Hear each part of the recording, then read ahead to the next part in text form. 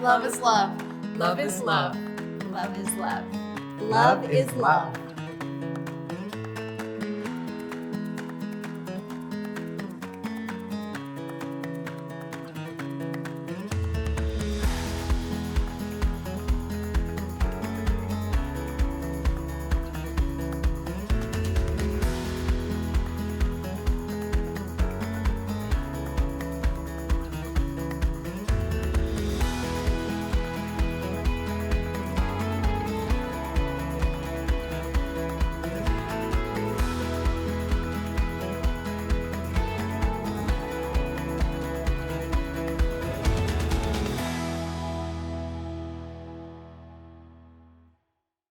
Hi everyone, welcome to Love is Love. My name is Ezra, my pronouns are they, them, and I'm so glad to have you all here with us this evening.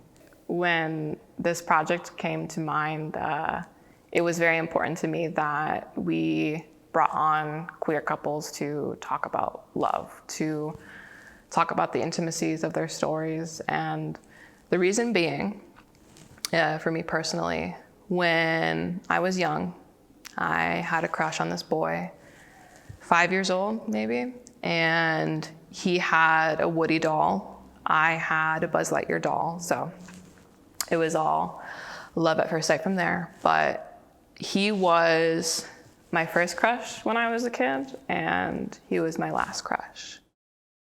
And from that moment on, I thought that there was something wrong with me. I didn't know why I didn't like any of the other boys. I didn't know why I didn't have attraction to other people growing up, and it was very confusing. Up until I found out that I liked girls. And liking girls was scary at that time in a way that is different than it's scary now. Liking girls or women as it is now is a fun type of scary. And as a child, it was a little bit more horrifying in the way that it was not permissible, was not appropriate under culture. And so it was something that I hid and something that I felt fear, guilt, and shame about. And in the process of growing up, as one does, you start to unlearn all the self-limiting beliefs that culture has for you when you step into your own person. And so I had started doing that from middle school to high school to now. And I'm much more comfortable in my identities, especially in relationship to loving and appreciating women. But I did not see myself in the world. I didn't see queer love. I didn't see lesbian love. I didn't see it growing up. And what a damaging and sad thing it is to not see yourself. And so that's why today, for me, I am so thrilled to be talking to these couples. I'm so thrilled to be seeing them talk about their love for one another, the way that they smile at one another, the way that they just share memories and the beauty and the simplicity of it. In the way that queer love can be loud, it can be soft, it can be sensual, it can be fierce, it can be private, it can be personal, and it could be for the world to see, but it just matters so much that it's seen. And so we're seeing it here today with the couples that we're going to be having here on this couch. I'm so very excited to have you all join us here for this program, and hope that you enjoy.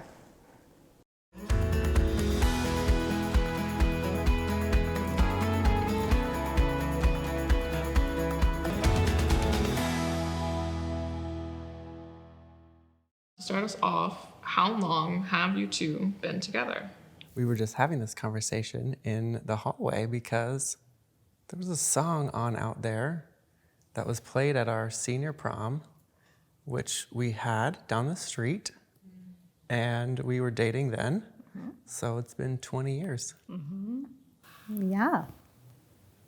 20 years. Bliss.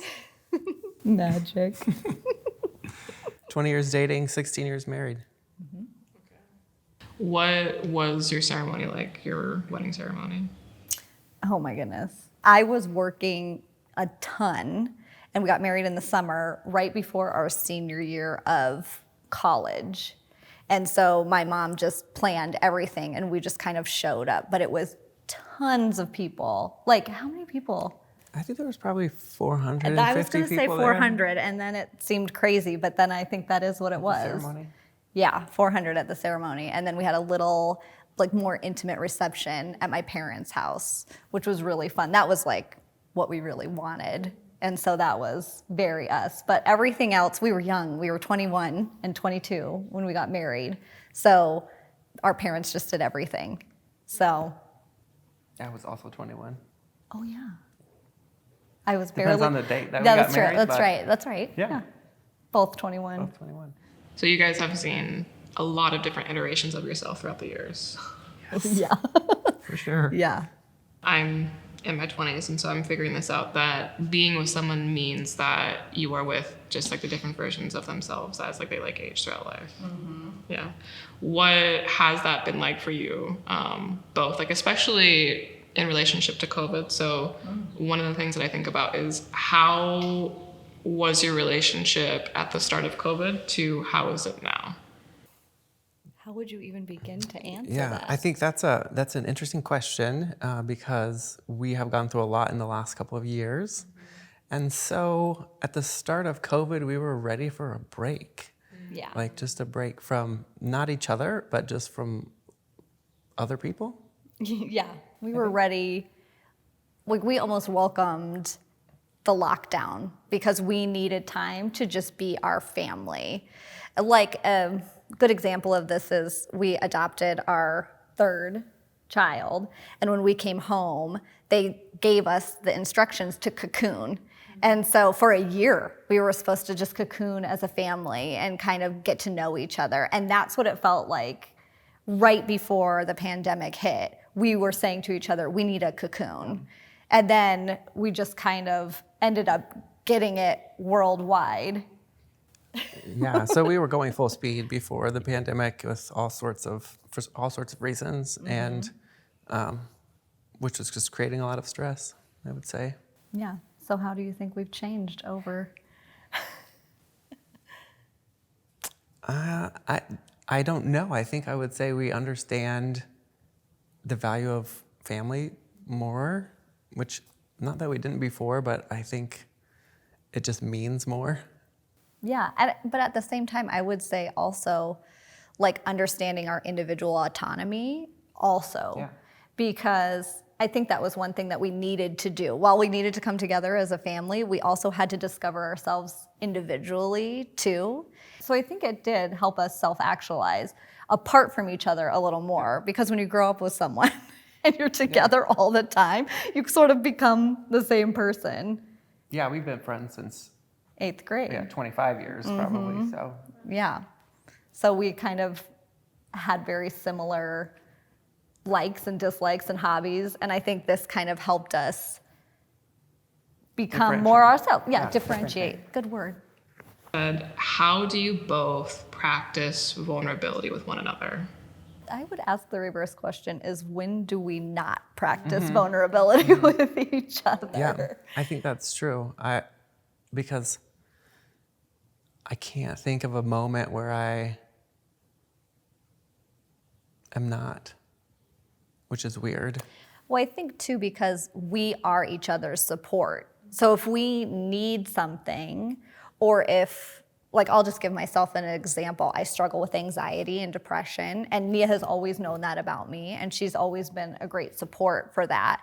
But so now she knows when I'm triggered, or she knows when I'm falling into a deeper depression. And what's great with Nia is that she'll take a step back.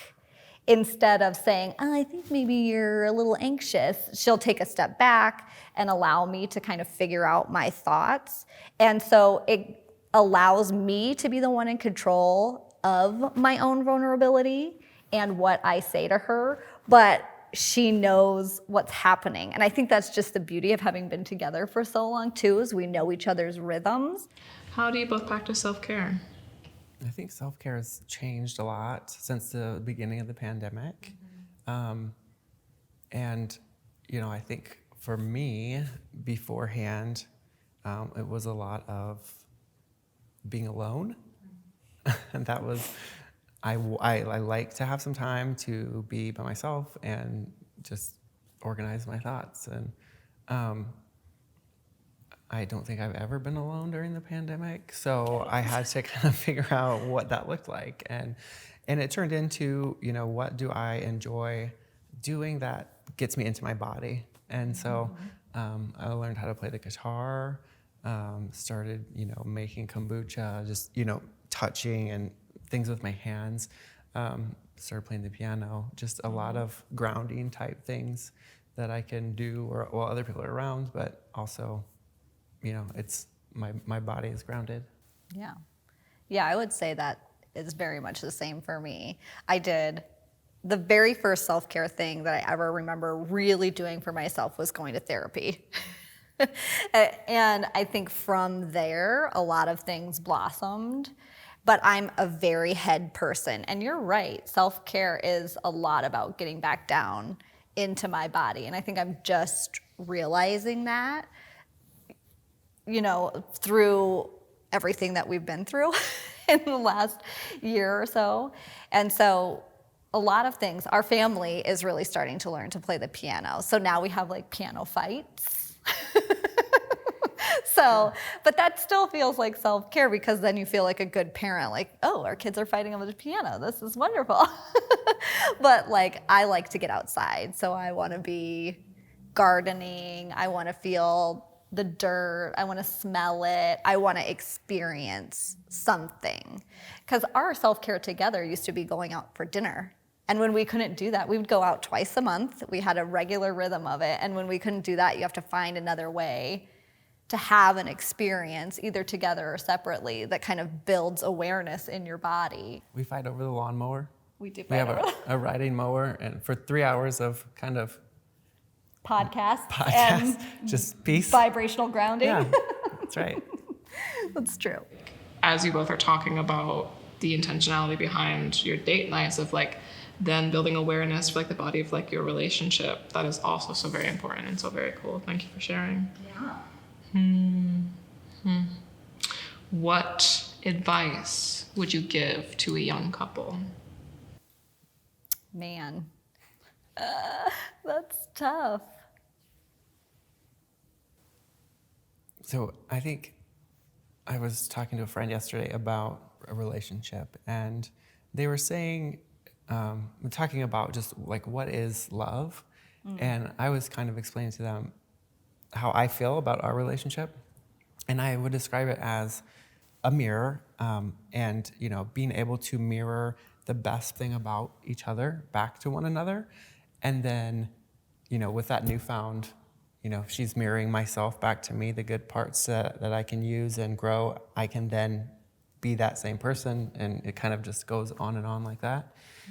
Find the fundamental thing, I think would be, I guess, the thing that I would say. The truest self, Yeah. I think, of someone. Yeah.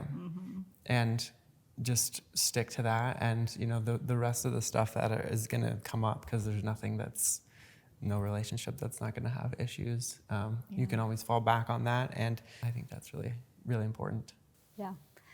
Yeah, I would echo a lot of what you said, that idea of giving someone back to themselves, which is just a lovely idea of love that I think we've tried to do, and I think successfully in many ways. I don't know, we have a lot more life to live, but I think I agree with you. I think finding and understanding the core of what you love about someone, and then believing in that and trusting it.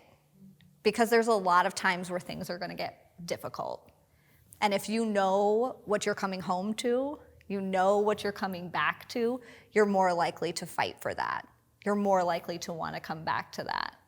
And I know for us, I feel like in 8th grade, the truest part of you found the truest part of me. Yep. And that we've just been trying to uncover that in each other since then. Yeah. Y'all, that's really great advice. I'm not gonna lie. I'm gonna pocket that one. Could you actually speak more to that aspect of holding on to that truth, of believing in that goodness in the other person and believing in the truth. Can you speak more to that? Yeah. So when Nia came out, it was difficult because we'd been married how long at that point? 14 years? 13. 13, 14 years. And I remember having just a swirl of emotions. We have 5 children. We have a life that we've built up that really revolves around things that don't make a lot of room for Nia coming out. And I was listening to some podcast, and the thing that he said was something along the lines of follow the truest part of yourself, or follow the thing that you love the most, because that's really the thing that you were made for. And it made everything else kind of fall away. Like all of the difficult decision making, everyone else's opinions, everything that we had to kind of figure out in our life going forward. And I thought, you know what? I know one thing. I know I want Nia, and I want this life that we've built together, and I want to continue building that life. And that to me is really the core of this idea of I want her to be exactly who she is, because I know she's given me the gift of being exactly who I am, and I want to see where that path takes us when we're truly supported in being our full selves. So that was kind of a turning point moment for me when I think I always knew it, but then I really cognitively said to myself, this is what I want, because I know this is where I'm the best, you know? Yeah. Wow, I just got chills. If you could for me, I want you to go ahead and then turn and look at one another. And can you just share the thing that you love about the other person? Do you want to go first? I'm going to go first. Sure, I can go first. I think about you, and I can see that essence of you from 8th grade, and it's strung out over 25 years. And I honestly just love your energy. Mm-hmm. I love being around you. I love the way you give yourself to others, even at your own expense. I don't love that always, but it's a wonderful thing. And I think I just boil it down to the energy that you have is amazing. Thanks, babe. That's really nice. Well, I love about you your unconditional love. I think you have a really rare ability to see people and see them well. And I know that you've done that for me over the course of our lifetime together. And I'm so glad that you've learned how to do it for yourself. And I think that only makes who you are even deeper, and the way that you love people even stronger. And I'm just like floored that I've got to be the recipient of your love over all these years. It's really good. Yeah, it's really good. It's really good, guys. Thank you so much for joining us here this evening. It was a delight to have you here. Thanks for having us. Yeah, thanks.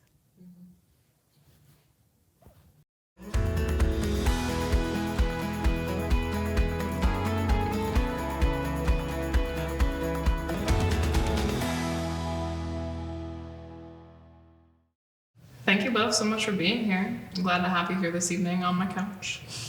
Could you just give us a little introduction real quick? Yeah, I'll go first. So my name is Tao Pham, and my wife and I, we currently reside in Urbandale, and we live with our 2 wiener dogs. And I graduated from Iowa State University in 2013, and I currently work as a software engineer at Principal Financial Group. And in my free time, I like to work out. I do stand-up comedy. I like to cry on the couch watching Korean dramas, and just hang out with my wife for fun. So I'll pass over to her. Like she said, my name is Wen. I graduated from the University of Minnesota, actually, so not really Des Moines resident, but enjoying it so far since I've been here. I play mostly video games, and we both work at the same company, Principal Financial Group, so yeah. How long have you two been together? We first technically started dating July 12th, 2011, was when I asked her to be my girlfriend in my parents' basement with the door locked. And so that means this July we've been together 10 years. And then marriage-wise, it'll be 5 years this August. How did you two meet? So I was in Minnesota at a LGBT Asian leadership conference, and I wasn't there looking for anything. I was looking really to enhance my leadership skills, and I ended up getting a lover out of it. I didn't really plan for that, but she was there, I was there, and it was nice because we didn't have to play around like, oh, is she straight or is she gay? Because it was an LGBT conference, and we actually had a session where we had to tell our coming out stories. And I told mine, so she had to know that I was gay. So that helped ease it. We were friends for like a solid couple of months, and I couldn't really tell if she was into me or not until she invited me back for Twin Cities Pride.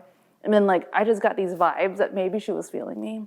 So then one night we were at a gay bar, and so then I consensually pushed her against the wall and kissed her, and then that's how we came to be. Okay. Yeah. Okay. Can you verify these? Yeah, it was kind of funny because I actually wasn't going to go to that conference. My roommate, he really wanted me to go, and at the time I kind of ended a relationship with my previous partner, and so I was kind of like in a little slump and just didn't really want to meet people at all. And he kind of forced me, saying that I made a promise to him that I would go to support him, and so I decided to go on a whim. That's how we met, and everything just happened after that. Love it. Love it. It is no stranger to anyone that this time is marked by a significant shift. So with COVID-19, I was wondering if you all could speak to how your relationship has persisted through the pandemic. So we work at the same company, so we knew we'd be working at home for a very prolonged time with each other. And I think we thought we were going to kill each other or like get sick of each other. But I actually think our relationship has gotten stronger. I feel like we have less fights. I almost feel like we're getting more used to communicating with each other, like being more with each other and not just like being there and coexisting. Yeah, I think with that, like living together, we come to realize that we don't have to be attached at the hip, being a married couple and everything, that it's okay that she's got her own, independent times, and like I have my own independent time, and like we respect that of each other. So I think realizing that over time, it just made our relationship stronger. Yeah, I think I'm very grateful to have a partner throughout the whole pandemic. I mean, there's so much that's happened. I can't fathom like how most people can survive. Like all the social injustices that have happened with, Black Lives Matter, with the Asian anti-hate crimes, to the election. That was a really big thing. But at the end of the day, we were here for each other. Are you able to speak to what you folks were like at the beginning of your relationship to where you are perhaps now? Yeah, I feel like at the beginning, I almost feel like things were more tense between us. When I think back to March, like I felt like, I don't know if you felt this too, but I felt like, not that we're fighting all the time, but I think it was easier for us to start a fight. And I don't know if I can really pinpoint it. But when I think about then, like I think we just talked a little bit less. We weren't having genuine conversations as much. And then the longer that we stayed home together and dealt with this pandemic together, I feel like we've been having more genuine conversations throughout the day. And so when I think of that March to now, I feel like we're able to get through like those communication issues more clearly. And I think we've grown a greater appreciation for each other. There's a lot of tough things that I personally face, and I've had her there, and it's made me realize how much I appreciate having her in my life. And so I think not just with my romantic relationships, but with my friendships, my family, it's really made me reevaluate what's important to me. In the context of everything that's happening in this world at large, with people losing their lives, and how much I miss like in-person human interaction. Like it even feels so refreshing for me to sit like this close to you, because I got so Zoom call fatigued, and just that disconnect that they're there but they're not really there, and like not having a human connection like really kind of hurt my soul, and like living with my wife really helped a lot. Yeah, I think for sure at the beginning we were very quiet and reserved like at the beginning. I think because like being in the office and like being not being forced to stay home, we could like if we were get into a disagreement or a fight, I could just leave, like or like just go out to the yard and do some yard work, or she can just like go to her parents. And there was the ability to kind of like provide distance, but since there wasn't that, we were kind of like forced into resolving our conflicts like much sooner and like more transparent. So I think being home actually helped, and then being that she's a very like people person, very extrovert. I'm the only person that she can talk to face to face. So I think having that help us like be more open to like me realizing that and knowing that she wants that personal connection. I kind of like am more open to, hey, how's work? How you doing? Like I'm asking those questions more so than I was before this pandemic. And even like at the start of our marriage, like I wasn't really asking more about her day, versus now where I'm like always asking like, how's your day? Like how'd your meeting go? Oh, you sound stressed. Like what's going on? So I'm like more in tune with her emotions. There's more like a sense of intentionality and like awareness. Yeah. Yeah, and I think that really helped like strengthen our relationship and get us through like the pandemic and like through like the stressful like global issues that we're all dealing with. Yeah. I definitely feel very grateful that we've gotten closer. I've known folks who've divorced or broken up, because it can have the opposite effect for sure. And so I know that we're pretty lucky to be able to actually grow stronger from this. Could you all speak to how you practice vulnerability with one another? One thing that we have struggled with is like when I'm upset, like sometimes I just kind of sit there and I linger, and like she'll ask me what's wrong. I don't say anything. I'm someone who likes to look perfect from the surface, but inside I'm struggling and I don't know how to expose that part of myself. And I'm learning to be better about that way, with my wife. And so I'm working on trying to tell her how I feel off the bat instead of hiding it. I never realized how much of an extrovert she was until the pandemic, and me realizing that made me realize that, okay, what am I not providing that could benefit the both of us? And it really pushed me to like ask those questions of like, how are you doing? Like, how's work? Just those more personal questions where I think doing that really help us become closer, because we want to make this relationship work. We want to be the benefit for not ourselves, but for each other. How do you both practice rest? I am the one between the both of us who burns myself out a little bit more from working a little bit too hard, saying yes to everything, and feeling like I have to work at 200% at everything I do. A lot of it has to come with growing up as queer and Asian. I've always felt like I was never enough, based on like the rejection of me being gay when I came out was part of it. I felt like I had to overcompensate for the bad things. And when I say bad things, I mean me being gay, by excelling in school, like getting a job, making X amount of money.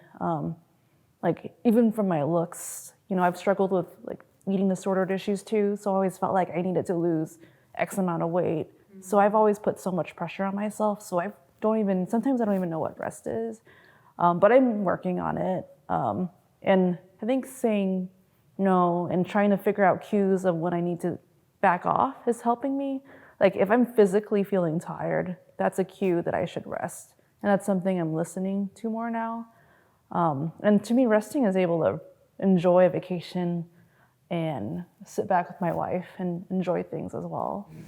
I think, right, external validation is just like so key sometimes. And like when craving and like searching for that, it's like hard to set that boundary for yourself in order to like slow down and either physically lay down or just like give yourself like time for like space. So I completely understand. I get it. I get it. Yeah. I think for me, how I find rest is just having that just alone time with like myself is a big break for me. Sometimes like just being out in the yard, just being like more like with nature, just kind of like getting back to like simple things. There's something about sticking your hands in dirt that's just very grounding. I saw a lot of wood. Do you do any woodworking or just like specifically sawing? I don't. I just kind of like just saw wood and like help clean up the backyard, and then I realized that just doing that and like just finding simple tasks and just doing stuff like by myself and like more hands-on. We'll see her bring out her axe, and chopping wood has brought out her inner lesbian. I was gonna say, is there a place in nature that is like your favorite to go? I like parks. I mean, I also go to parks because I also play Pokemon Go. So that's another reason why I'm also like more willing to like go out and be in nature, because that's where people play Pokemon Go, and like you can still play and like be socially aware and social distance, like and play in like a more friendly environment. So I feel like I'm rested when I'm actually going out and traveling and seeing the world. I know that's kind of weird because it's like a busy activity, but like once I'm on a plane and I get to that other country and I feel like in a totally different space, like the times I went to Japan a couple of years ago, and like I felt my mind felt completely at rest because it was so fun and I was like diversifying my perspectives, and also I felt a little bit rested, like being in this space where like I didn't feel like a minority too. And maybe that's probably another complex issue too. And then we've gone to all-inclusives in Mexico as well, and that is literally true rest because you get to eat, drink all you want, and that's pretty fun. If there was advice that you could give to young couples, what advice would you give? I know this is cliche and everyone says it, but really communication is really key. If you don't have that ability to communicate with each other in a vulnerable way and be honest and transparent, even if it's not easy, like it's gonna not work out. I keep open communication, and then, don't get so caught up with like the lust and the excitement. That only lasts for a little bit. The real stuff is, the hard work, battling the adversity you face together. And when I think about like young LGBT couples like us who had to deal with a lot of adversity, because my parents weren't completely accepting in the beginning,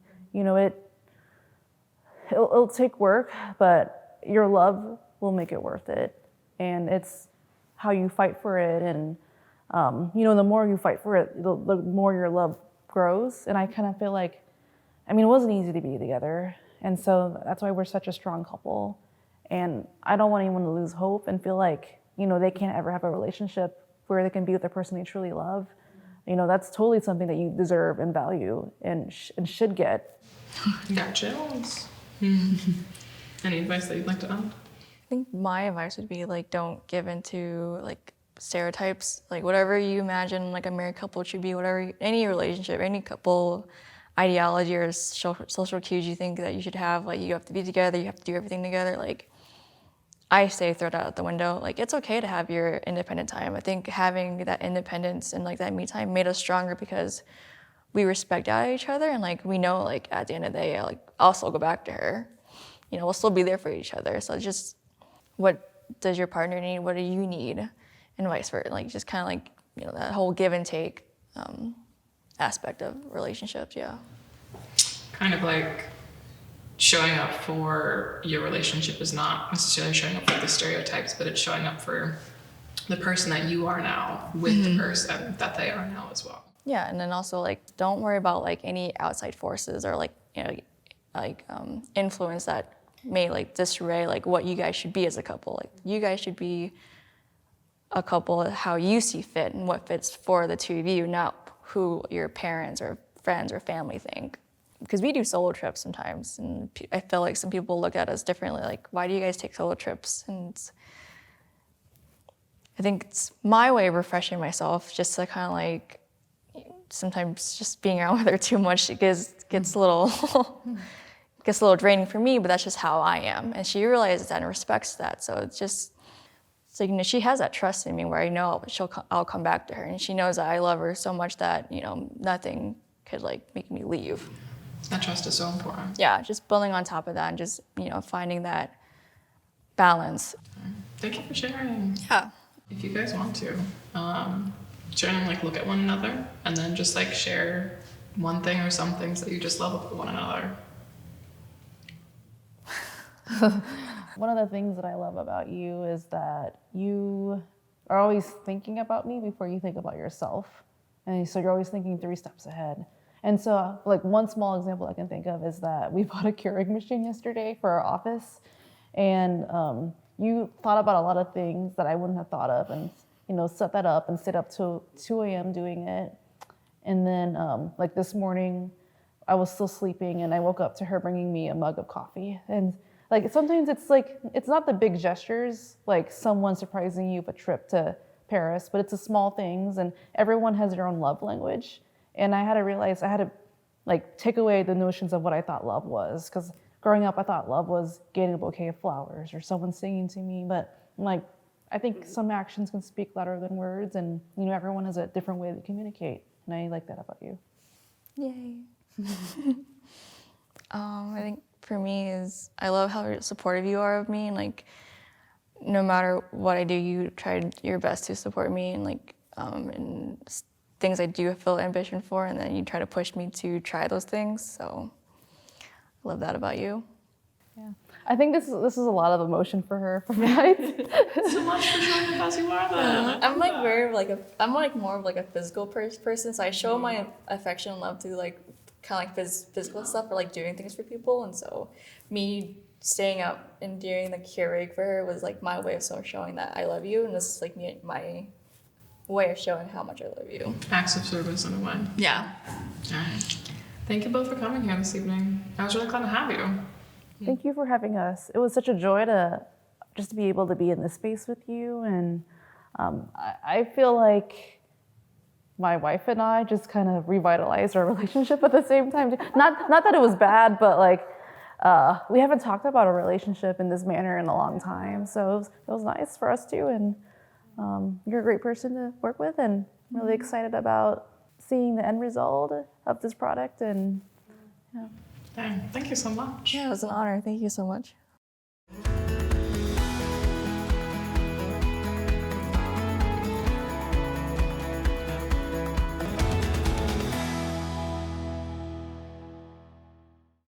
So we met at a Q&A for One Iowa. It was actually the first year of the Leadership Institute. We call it the gay Q&A. Lauren sat right next to me, and I don't know, there was just something just kind of saying like, don't leave. And I just remember distinctly having like a really crappy day at work, and I was just feeling kind of like, ugh. And then you met me. Yeah, and then, yeah, because otherwise I would have been, we have a running joke being like, oh yeah, I would have been sad and lonely without Lauren, which is probably true, but. I had no idea that Elizabeth was interested in me. It was like, I work for a scholarship program, but only for early childhood, and Elizabeth kept making these jokes about like helping pay for masters, and I was like, no, like what are you talking about? I can't help you. And then messaged me that night on Facebook, and was like, okay. And then so the next night we went to a drag show at the Garden that was also sponsored by One Iowa. And so we like got to hang out that night, and a friend was with me, and Elizabeth had been like, do you think Lauren would say yes if I invited her to go see the Avengers? And we never saw the Avengers, but we went on dates, so. Yeah. So yeah, I'm glad I did, so. And what year was that? 2018. 2018, yeah. It'll be 3 years in May. And you guys just got married. We just got married, yes. Can you tell me a little bit more about that? Yeah, so for our wedding, we had not for our wedding, but we'd gotten engaged in September of 2019. When we thought the least of our problems were like who to invite, where to get married. That changed a lot over the whole year of being engaged. And so ultimately our wedding ended up being an intimate ceremony with just our family and our closest friends at the Capitol. So we got married on the Capitol grounds and had a really lovely day. Yeah, I you know, come from a culture that everything is like big and extravagant. So naturally, I wanted the big party celebration, and there's just this feeling of like feeling the loss of what we had envisioned, but also overall, I wouldn't change anything about our day. For sure. Yeah, except for maybe having water, because after pictures, we stopped at Hy-Vee and we just chugged water because it was hot for September. Do you all have a favorite moment from that day that you'd like to share? My favorite moment from our wedding day was the first look.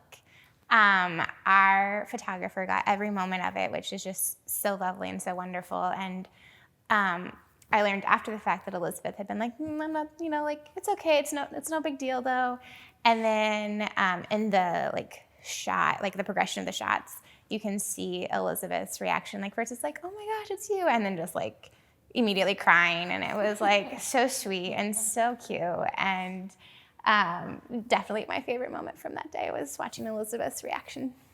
It's hard to pick like one moment, but I would have to say when we signed our papers to say like, hey, we're legally married, and when I first met Lauren, I said, oh yeah, I'm never gonna get married.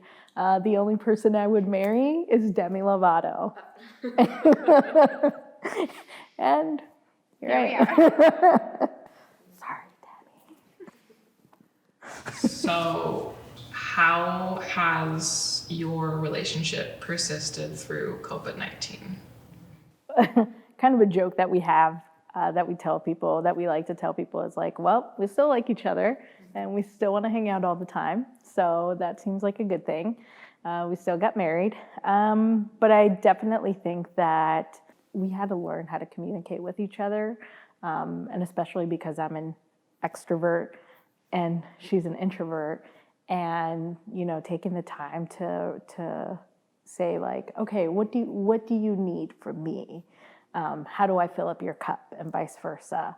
And so that communication piece, I think, has really, really helped us. And especially now, even moving forward, we're able to use those communication skills with each other. And we talk a lot in our house, and we share what the other person, share with the other person what we need in a way that I don't know if it's normal or not, but it's what works for us. Yeah, I think my favorite thing is that, I remember after we got married, I was like, now what? Like, now what do we talk about? And just this past Sunday, we got up and we just, we had breakfast and we just talked for 2 hours at our kitchen table. And I can't even tell you what it was about, but that's one of my favorite things, is that throughout this, we haven't stopped talking to one another. If anything, we've talked more. One thing we did as we were preparing for our wedding to kind of make a COVID wedding a little more exciting, we did a countdown of the final 13 days. And the only reason it was 13 that started it is because we went on a bike ride, and I convinced Elizabeth to do 13 miles. Elizabeth doesn't like biking. It's an activity I like. But Elizabeth was like, yeah, sure, we can do 13 miles. And then after that, we just did a countdown. And as we mentioned, we met because of One Iowa. So our final day was to do a donation to One Iowa. Either as a couple or individually, how are you taking care of yourself right now? How are you practicing self-care?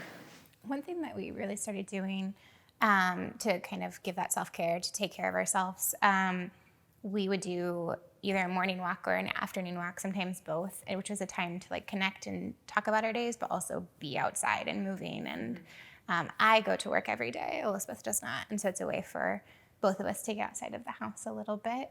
I'm a huge advocate for mental health, in whatever way that looks like. I go to a therapist. Lauren got me a happy light, so just having small, even accessories we have kinetic sand at our house that also helps, and a weighted blanket.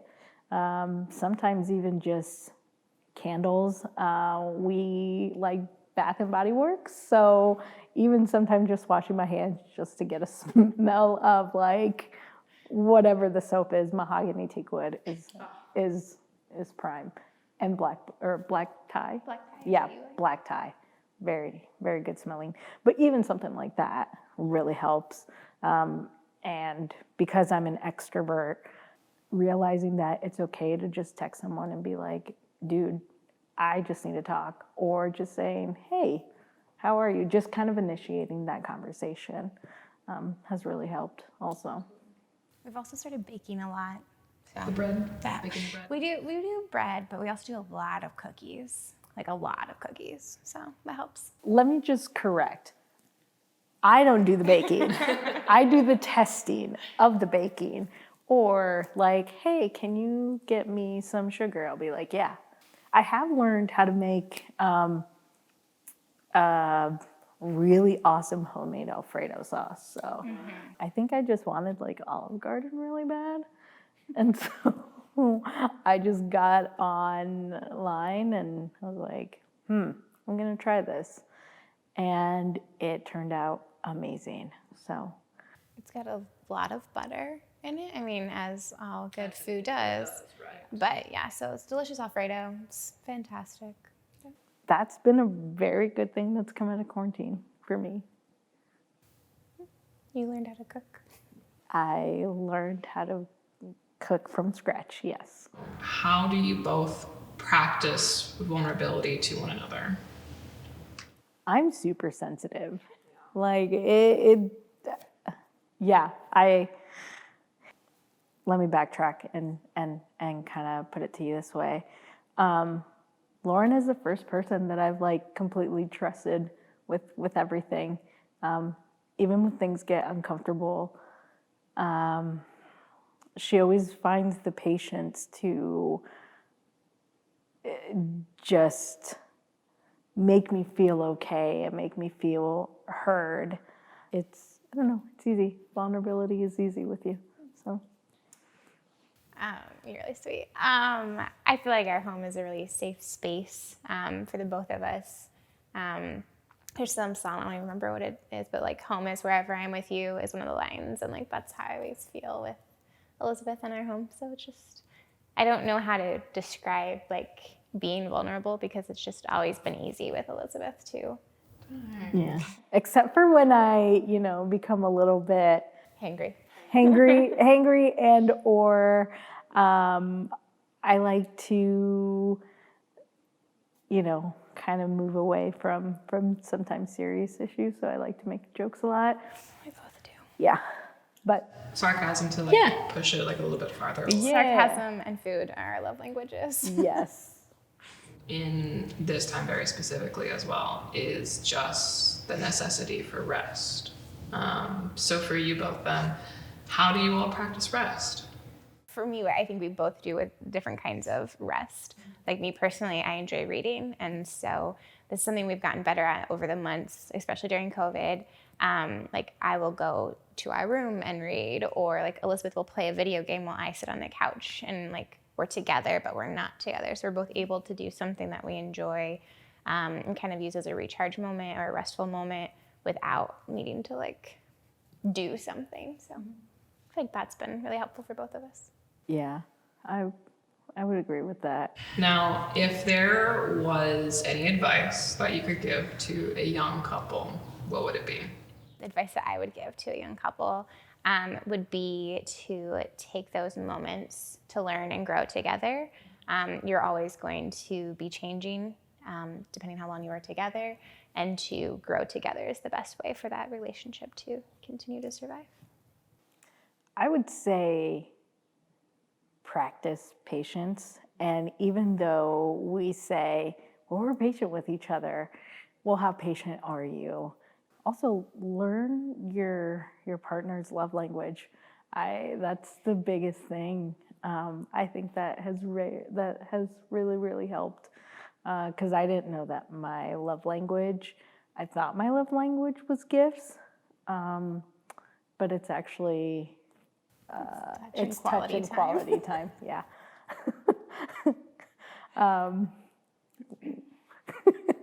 As I look at you, I'm like, okay, what's yours? Yeah, what is my love language? Your love language is alone time. No. In all seriousness, her love language is quality time and also words of affirmation. That is so important, though. The recognition of, although you might be good at giving in this certain love language, it is really about how your partner receives it. What is their receiving love language? So Absolutely. And also learning about yourself too. You know, I think that the cinema of relationships have really glorified, you know, what the other person needs. And so it kind of seems like, okay, but in the movies I see that they give. And so there has to be a balance. And so I think it's just as important knowing who you are and your needs also. can you just share the thing that you love about the other person? What's the best thing about me?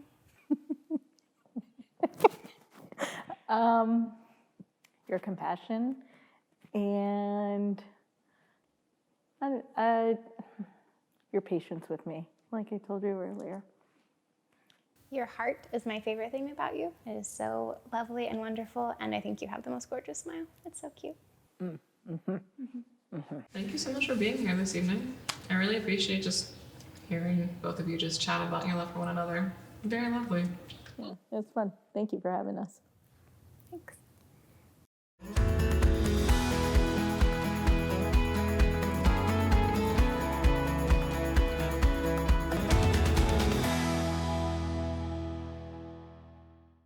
I'm so glad to have you both here this evening. I'm glad to be here. Definitely excited. Thanks for having us. Yeah. So, for the general masses, Yes. because we know one another, but they don't know you. How long have you two been together? August 22nd, 2012. It's a very particular date, and most people don't remember dates quite as well, but that was our move-in day in undergrad. So we met at the University of Indianapolis, and for us, it was, okay, let's just get to know one another, but Leslie has a much better recollection, so I'll actually let you tell it. Oh, thanks. August 22nd, 2012, we moved in to see each other. We were like roommates, spontaneously assigned, which was nice. I had a terrible bumpy start before I landed with Destiny, which was really nice, but it was wonderful to know that Destiny and I would be a good fit because I stalked her Facebook profile, and she had put in there that her favorite movie was The Labyrinth with David Bowie, and I had just been trying to get some of my friends back home to like see the joy of this movie, and everyone was like not enjoying it and like saying terrible things, but Destiny, like her profile was just like, yes, and I was like, I know this is gonna be a really good fit. Yeah, this is gonna be a good time. And it was. And it was. It was. Oh my gosh, they were roommates. Yeah, we were roommates. Yeah. And Leo season? Yeah. Leo season. So August 6th, August 20th, August 22nd, that whole month, it goes down. So it is definitely Leo season, but it's our season. And for me, for us, thinking about our journey, each year is special. There is no, let's do something on our 5-year anniversary. Let's do something on our 10th. Nope. If 2020 has taught me nothing else, it's only that we've been right this whole time, which was to celebrate each day. But when it comes to our month, it's time to turn up. And whoever is around, let's party. Because there's something about us that's so special in, I won't say the mundanity of it all. Like, we do something funny every day, and there's always laughter with us. But each day, I celebrate this woman. Yeah. I feel the love. I feel it. That's my boo. Yeah, it's your boo. Speaking of the longevity of your relationship, though, can you all speak to what was your relationship like at the start of the pandemic, and what is it like now? We've had a lot of growth this year.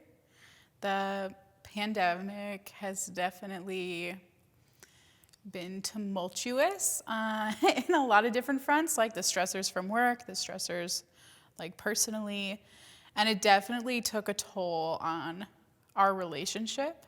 And I am grateful for that journey because it really has brought us significantly closer and taught us how to appreciate each other more and communicate better with each other, be grateful for one another, to give grace to each other. And I don't think that would have happened without like the bumps during the pandemic. Agreed. And another thing on that note, we have got to normalize therapy. Yeah. Our therapist, normally people don't shout out their therapist because therapy is not normalized. But I'm going to do one of these numbers and break a rule. Dr. Kleiber, you rock. Straight up. Thank you for being our therapist. Back to you. Oh, I mean, while you're doing that, Dr. Jakari Owens, thank you so much. Normalize therapy. Normalize therapy. It saves lives. It saves relationships. And this whole year, in 2021, even 2021 is not done, but we've seen so much tragedy. And with both of us in helping professions in some capacity, it has been a lot. So taking some stressors that weren't ours into our home even, on top of us, working on making us stronger, it was a lot. And had it not been for therapy and us believing in each other the way that we do, it could have been a vastly situation. I don't know if we would have made it to this couch. So then, how is it during this time that you both practice vulnerability with one another? Practicing vulnerability is, it is a process of practice. It's not just a concept that you name on paper. So for me, it would be stating something in real time that is bothering me instead of letting it linger. Saying something and trusting that Leslie had it, that she had me. And it was a trust game for me. So being vulnerable is being able to trust. Whereas I think for me, vulnerability has been kind of a two-parter, being able to be vulnerable with myself and being able to confront those challenging feelings and acknowledge when I'm actively trying to avoid them. And so for me, accepting that vulnerability was acknowledging its presence and holding space for it and just allowing the uncomfortable to be. Much like this year, right? The pandemic, right? It is uncomfortable. We can't ignore it. So we need to kind of be able to sit in it. Making space for it. Making space for those uncomfortable feelings, the uncomfortable topics. How is it that you both are practicing self-care? I'm going to say like our most recent self-care, which I thoroughly enjoy with each other, is that we've been listening. I dub it the murder podcast. We listen to this podcast together, and it's like a mixture of true crime and paranormal activity. And we just like sit and listen, and we'll pause and we'll talk, and we're like, whoa, isn't that some mess? Like, can you believe that happened? And we just like chat with each other about it. And it really opens up a space for dialogue and just laughter and joy. I've really enjoyed those. I've been really glad to have that moment with Leslie. And that's just another thing that we get to do and just be present with each other with. So it's been really nice. What advice would you both give to a young couple? I think my advice would be to recognize in yourself when you are, like, when you have stopped giving grace to the other person. Like in the beginning of relationships, right? Like everything is good and like the person may have messed up and you're like, they didn't mean to. Like we think the best. And I think recognizing within ourselves when we start to, like, we get annoyed or we get irritated, like, okay, is that a me thing? Because at some point in time, that quirkiness that was irritating to me now used to be sweet, right? Like I used to like that about that person. It made them unique. And to be able to like find that grace again. Thank you for going first. Yeah. So it took me a while to process, but I would say to a young couple starting out, go to therapy. Go to freaking therapy. Like week 1, go to therapy, or like I would say ease your way into it, but you definitely need it because there are so many familial patterns that we learn and pick up that we just don't see. And we bring it into our relationship for good or for bad. They're there. And so thinking about how it shows up within you, within the space of your relationship, is something that we sometimes need help to see. So, to the young couple, I would encourage them and empower them to be brave enough to have those self-reflective and, contemplative moments. Scary, but so worth it. scary, but so worth it. So worth it. I mean, August 22nd, 2012. Leo season. Leo season. We survived a pandemic. We survived racist bouts. We've survived people who just didn't get us, why we were us. And so it took a lot of, again, courage and strength to still be here and to believe in each other when there were odds stacked against us. Thank you both so much for being here and for being in love with who you are. It's lovely. It's so lovely to be a witness to. Thank you for having us. Yeah. To kind of close out with some things here. Go ahead, and you guys are gonna look at one another. I know. Say I what? know. Yeah, gonna look at one another. I'm here for it. And you're just going to say what you love about the other person. Okay.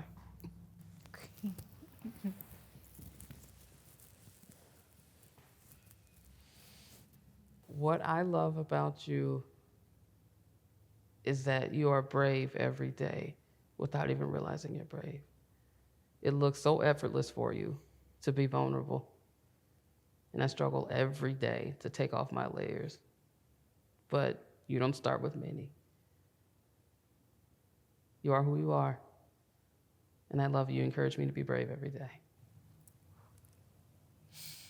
Oh. Thank you, Mrs. Woodruss. Hold myself together. Ooh. Thank you. Got you, baby. I love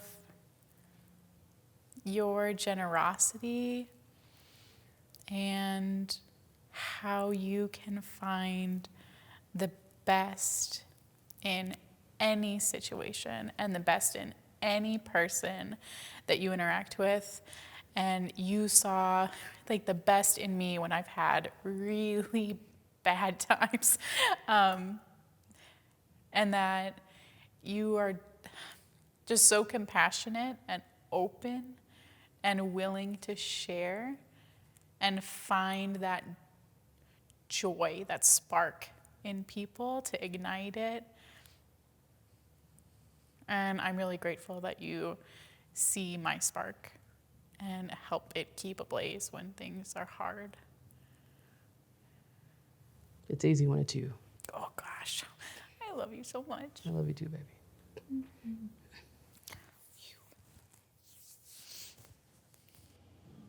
Y'all. The way you two be acting. Yeah. But this is us, though. It's real. Yeah. I could go on for this woman here. You know I can. I know you could. I know you could. But for the sake of time, Yeah. I just love you for showing up as you every day. That's enough for me.